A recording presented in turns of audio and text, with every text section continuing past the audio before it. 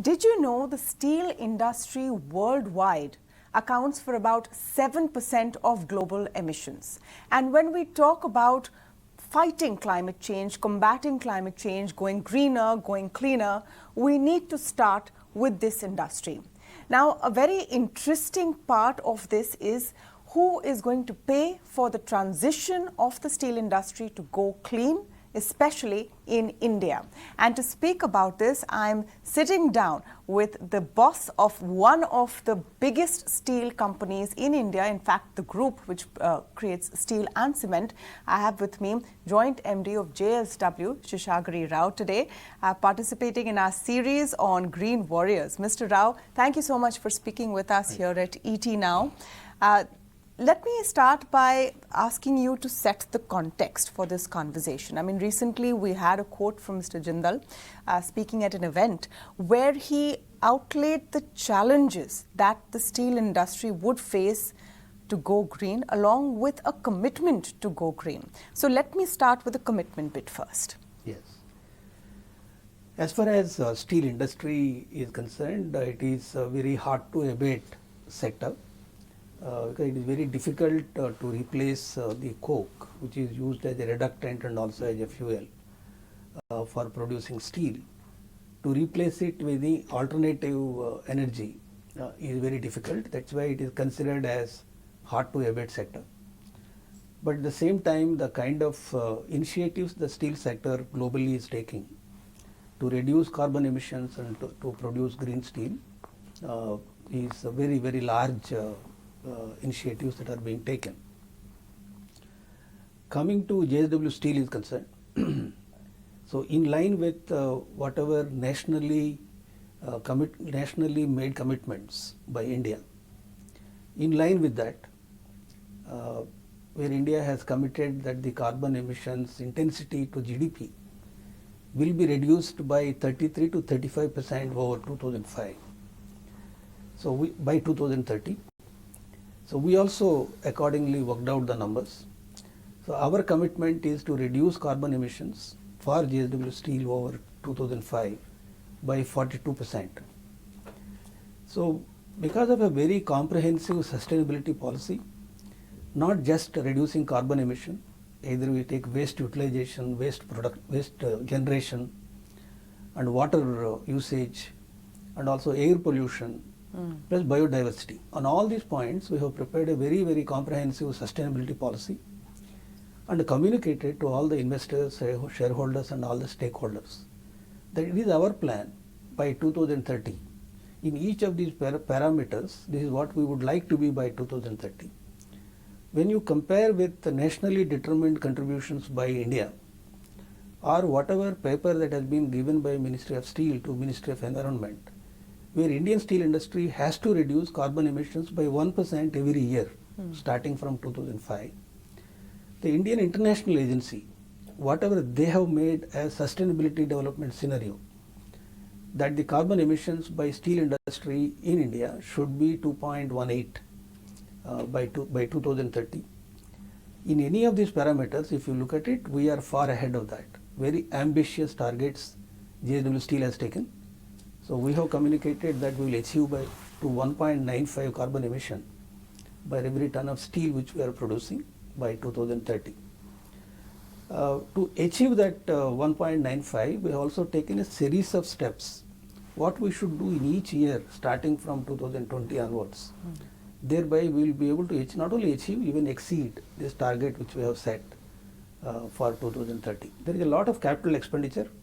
I will come to that. We have been incurring to achieve this. I will come to the question of capital expenditure. So if I could just recap the targets.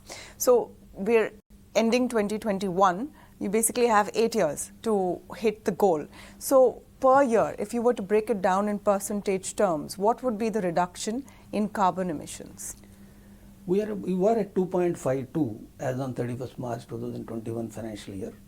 That is the carbon emission per ton of steel which we were producing. That we have set a target to reduce it to 1.95 by 2030. That means we are reducing by 55 basis points, 57 basis points, which is 23% over a period of 9 years. So approximately it is 2.5% every year we are reducing, whereas Ministry of Steel commitment is to reduce by 1% every year. Okay. So relative to that, I think we are very aggressive and ambitious in reducing carbon emissions. Now for the big question, how much will it cost? What is the capital expenditure set aside for this? And how do you look at this big question?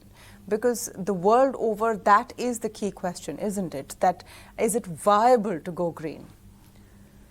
No, the issue is 27% of the total steel capacity in the world. They have committed to do a net zero emission by 2050. That is the commitment several companies have made. But many of these companies are located in the developed world, not in developing country like India. So the issue here remains when 10% of the population who are living in the developed world, starting from 1990 to 2015, when they have emitted total 50% of the carbon emissions in the world, whereas the rest of the world is still struggling. If we look at the 50% of the poorest population in the world, they contributed only 7% of the carbon emissions during this period. Therefore, if the developing economy like India, if they have to transition, energy transition to a cleaner world, then there is a huge amount of capital expenditure and also operating expenditure to be incurred. Just to give you an idea, today if I look at carbon, which is traded in Europe, it is almost close to $70 for every ton of carbon if you want to buy the certificates. So that means if steel industry is emitting approximately 2 tons of carbon, that means the shadow cost which is involved is $140 to $150 per ton of carbon emitted, per ton of steel. So if that is the kind of cost which is required to be incurred, either operating expenditure or fixed or capital expenditure, then it is very difficult for any company to incur that type of capital expenditure. Particularly a company which is located in a developing economy like India. So there should be a carbon financing which is required to be given as a grant or at a concessional rate. A hand-holding is required by the developed countries where they have emitted earlier, they have already become a developed country today, to India, and thereby the government will be able to extend this type of carbon financing to companies like us, where we will be able to transition much faster than what the world is looking forward.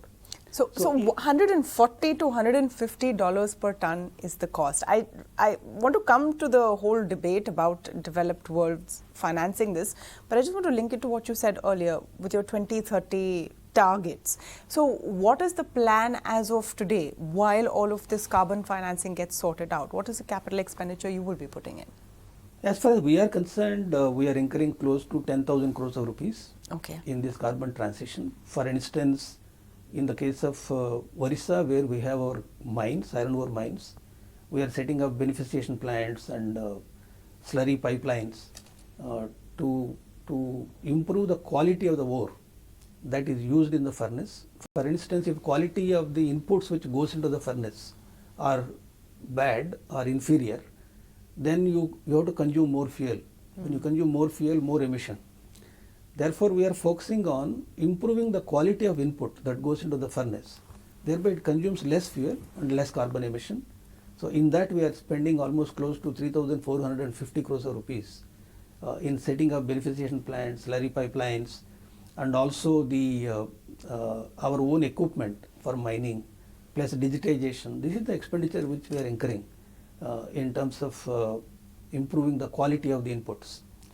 Over and above that, we are also trying to replace the fossil fuel based power with the solar power.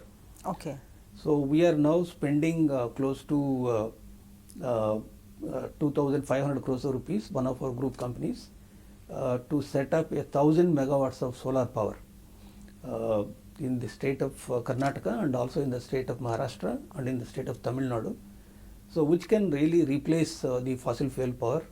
So that will again reduce the carbon emission. The third way which we are trying to do as a measure to reduce the carbon emissions is to increase the use of scrap in the overall steel making. Today it is around 6 to 7%. We wanted to increase by another 10%. So that will reduce the carbon emissions. Like that, there are a series of measures which we have taken where there is a capital expenditure which is involved, but there is a benefit in terms of overall cost reduction also which will happen. But there is a initial capital expenditure which we need to commit to achieve this goal.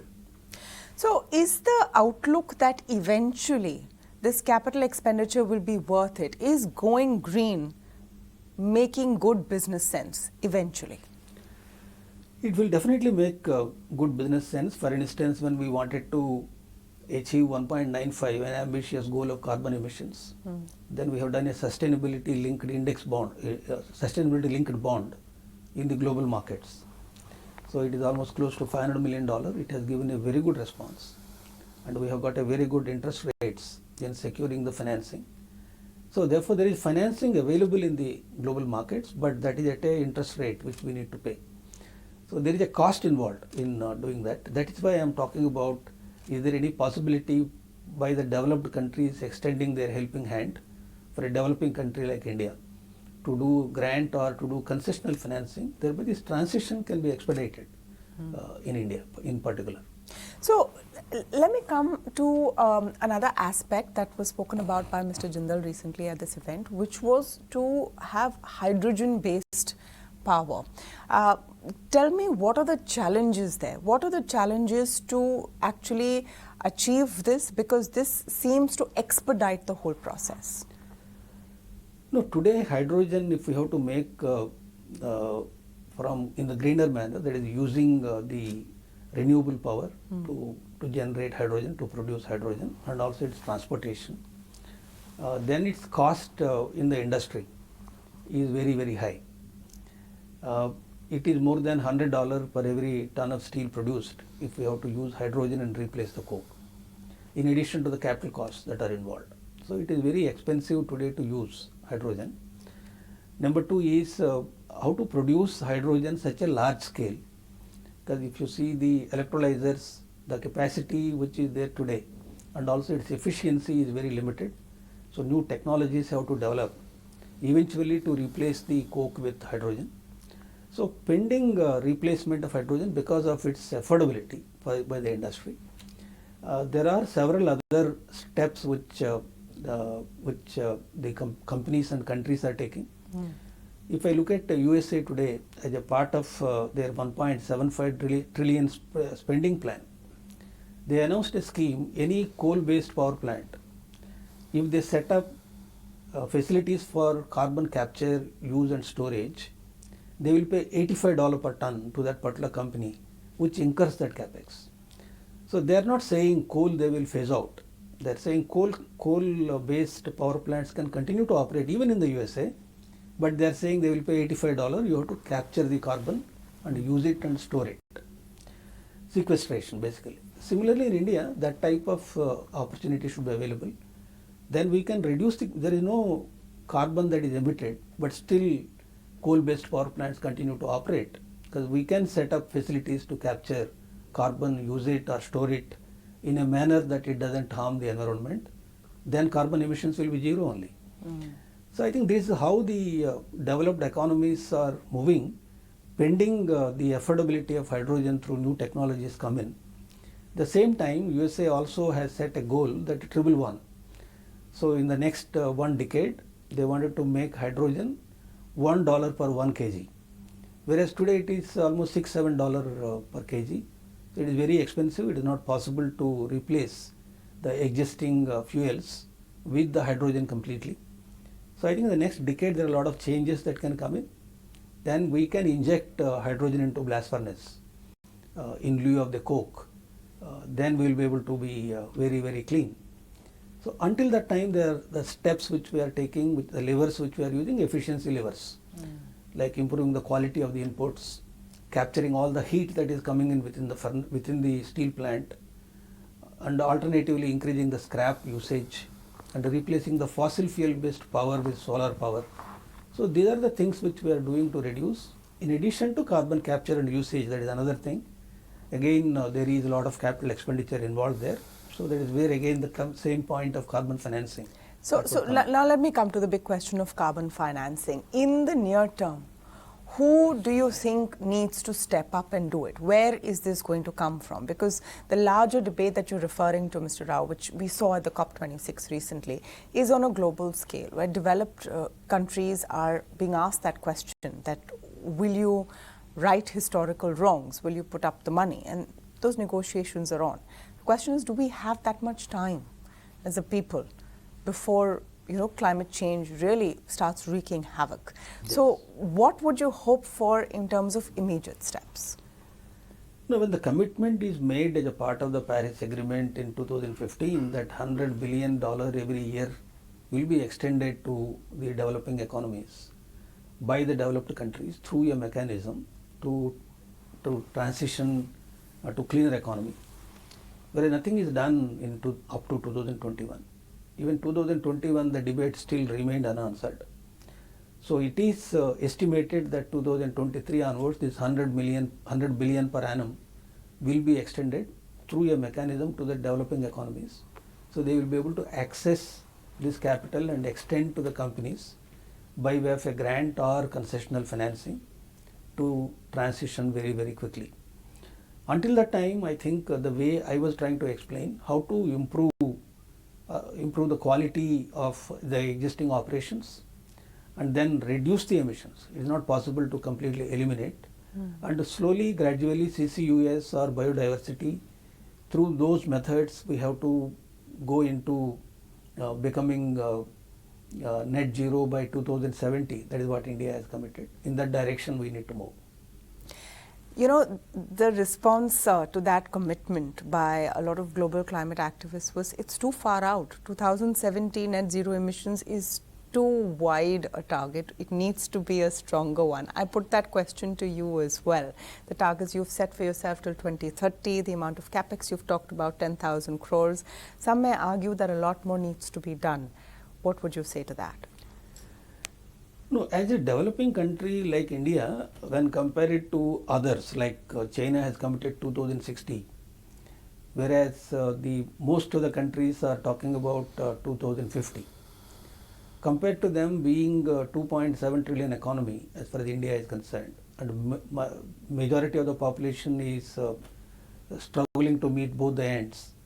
So therefore 2070 I think is a very ambitious target, the way the India has committed, India has announced in the COP26.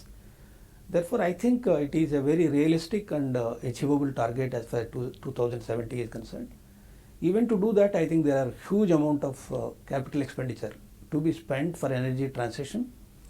So for which I feel that the government of India should take a very, very strong steps and take up very strongly with the developed countries to extend this financing to India and other developing countries. What is the kind of help the industry needs right now from the government? The point is, for instance, Europe is talking about carbon border adjustment tax, which they wanted to introduce starting from 2026-27. But the way I see that is, this carbon border adjustment tax mechanism should not be used as a protection measure, where they stop the trade entering into Europe and use this not as an environmental policy tool but as a tariff tool for restricting the trade from rest of the world. If they take those steps, there will be retaliatory measures of that nature from other countries also. So it will impact the global trade very much. So therefore, in my view, before such steps are taken, there should be a first robust mechanism. How do you measure as regards to the overall carbon intensity in a product or a service when it has to be traded? And who has to certify as far as the total content of carbon emission that is done by that particular product or service? Then if a tariff has to be done, how it can be used in a fair and transparent manner than just as a tool to introduce that. Because we have seen what happened when US introduced Section 232 safeguard measure. Every country has put tariffs. So entire global trade got affected. So my only fear is it should not lead to that situation going forward. Therefore, as India, I think we should take it up very strongly as regards to the carbon border adjustment tax and its mechanism, how it will operate, and how India's interests can be protected. Because we are looking at a very, very large export of merchandise. We are talking about $1 trillion of exports from current $400 billion approximately. So if we have to do that much of export of merchandise, then we should be very conscious of what other countries are doing, particularly developed countries, in terms of this border adjustment tax, carbon border adjustment tax. You know, you were speaking a little while ago about the challenges of hitting these green targets as a steelmaker in a developing nation. And I want to talk to you about the dichotomy here, because our internal targets for steel manufacturing are only growing. We need to produce more steel. We need to increase the share of manufacturing as a portion of GDP. Yes. We need to grow our economy, and more steel plants come as a part of it. You've gone in for major capital expansion as well. Right. So how are you going to balance that with sustainability goals? Sustainability and carbon emission reduction is at the core of our expansions. So when we are negotiating even for the procurement of our equipment for our expansion plans, we have been talking with our suppliers that when compared to the equipment which we bought few years back when we were doing it, what are the new measures they have taken in terms of digitization, automation and carbon emission reduction, energy intensity is concerned. Even if it is costing a little more to us when compared to the earlier systems, so we are paying that extra cost and ensuring that the equipment is modern and we will be able to reduce the carbon emissions. That is how we are looking at it. And at the same time, it is not possible to completely transition to hydrogen-based economy for the reasons which I just explained to you. So that's why it should be possible, the equipment which we are buying, it should be retrofitting as and when the new technology affordable for using hydrogen in the place of coke. So that kind of retrofitting flexibility in the equipment which we are buying, that also we are trying to negotiate at the time of buying. So these are the things which we are really working on to ensure that the equipment which we are buying is more modern and technologically advanced, and we will be able to flexibly change as and when the new technology comes in to use new fuels. And when are you going to be ready to declare a zero emissions target? We are working on now, at least we have done by 2030 what we would be. Yeah. That itself is considered as very ambitious relative to what we were in 2005. I think huge amount of steps the company has taken. So recognizing what we have done already, we have been awarded a leadership band by CDP. This when compared to the average of the entire industry in Asia, which is considered as B average, whereas we are A minus, that is the rating which we have got. So whatever disclosures we are making, whatever steps we have taken so far, it is very well recognized. The company has been included in the Dow Jones Sustainability Index. So that way there are a lot of things which the industry and the outside world and the investors are recognizing. So we are moving very fast in terms of overall sustainability goals are concerned.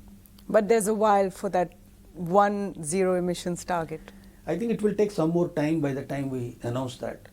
Whereas at least we are now looking at how do we replace entire fossil fuel based power with solar power. Yeah. That is where we are working. India has an advantage. We have a huge amount of sunshine.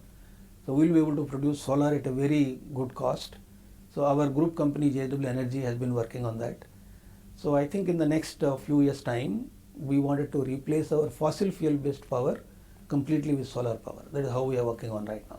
All right. Thank you so much, Mr. Rao, for sitting down with us and talking about your plans towards producing greener steel. Thank you. And of course, contributing to the battle against climate change. Thank you. Thank you very much.